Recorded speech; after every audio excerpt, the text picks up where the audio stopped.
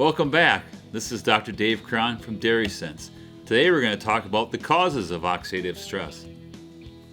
In my first video, I made the statement 95% of all diseases and production issues are nutrition related. As you can see, that is crossed out and it's really oxidative stress. So if we really believe this is going to be a really important video.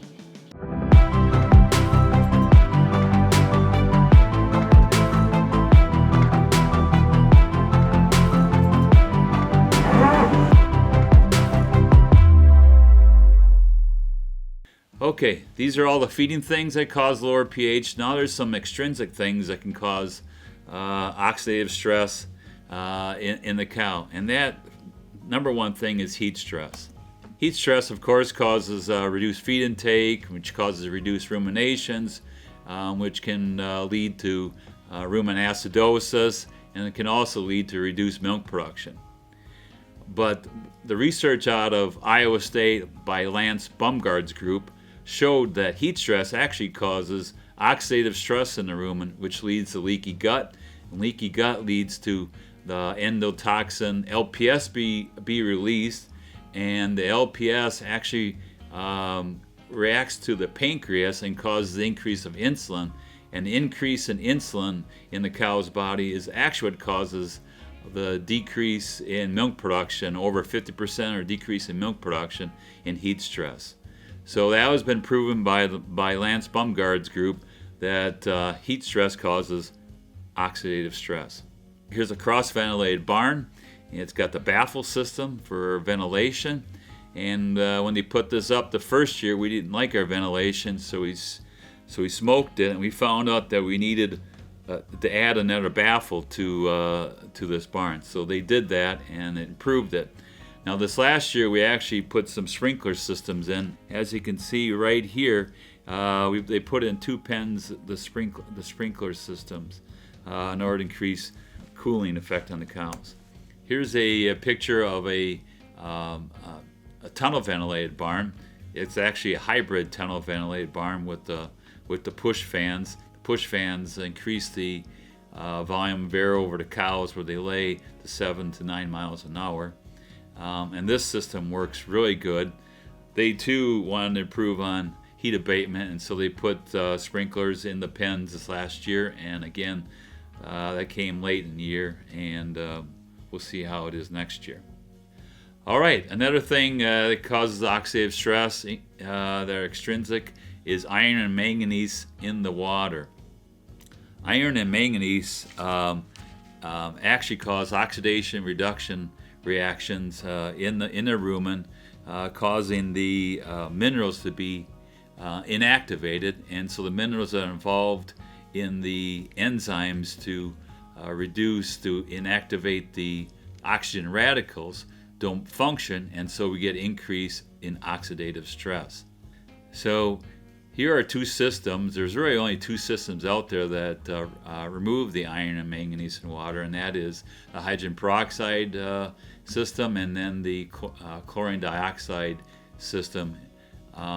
I think the chlorine dioxide is a much superior system, and so what these systems do is they precipitate out the iron and manganese in the water, and so they don't cause this oxidative reduction reaction in the gut, and so oxidative stress does not increase. Another thing that causes oxidative stress are mycotoxins. Every year we hear so much about mycotoxins and how it's causing this issue and that issue. Basically, all mycotoxins cause oxidative stress. That's how they all work. And so instead of worrying about which binder we should use, and the binders are all many times very expensive, let's not worry about it so much. Let's reduce the oxidative stress in the other areas, and let the mycotoxins be like they are. Here's some mycotoxins on some corn. Another thing that can cause increased oxidative stress is environmental stress in the environment. Number one thing is cow comfort. On our picture on the upper left here, we have some very comfortable cows. Comfortable cows are laying down, they're ruminating, and are very, very happy. On a lower picture, you can see that we put too much sand in the stalls, so it takes away a stall for a cow to lay, and cows are not comfortable laying and down all the sand, so they do a lot of perching before they lay down. Here's some beds at one of the farms I work at. They do an excellent job of leveling the stalls and make sure enough sand in the stalls. Here's another picture of how they do a good job of leveling out the stalls so there are no holes, and they're very comfortable. And then the last thing we're going to talk about that causes oxidative stress are viruses. All viruses cause oxidative stress. I think one of the biggest viruses that everyone needs to worry about is BVD. We need to make sure we're doing ear notching on our young stock so we don't bring a PI BVD animal into our herd, and it can cause a lot of issues.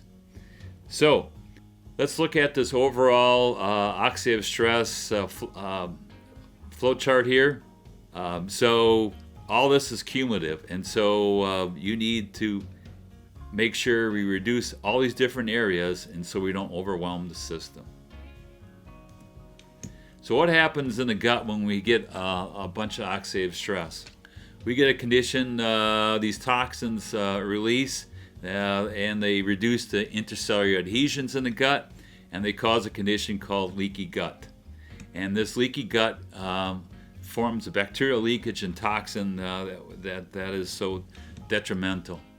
So let's look at some what happens when we get this toxin release. First of all, we can have production issues like we talked about, which will decrease post-peak persistency, and it can lower peak milk. And these toxins can cause immune suppression, probably one of the most biggest deal that oxidative stress does. And this immune suppression causes the hypocalcemia we see in fresh cows and in mid-lactation cows. It causes the ketosis, causes the RPs, causes the metritis, and the pneumonia that we see. You know, when we have a heat stress, we always see an outbreak of pneumonia, or if we have a major cold stress, we see an outbreak of pneumonia. These toxins can cause abomasa ulcers. These toxins can cause HBS. 100% of all HBS is due to oxidative stress. These toxins can cause indigestion, especially mid-lactation indigestion, which is the most common thing you see in all farms on a daily basis. These cows can be off feed for a few hours or many hours. They usually end up with cold ears and stiff manure. Another thing these toxins can cause is laminitis and foot rot.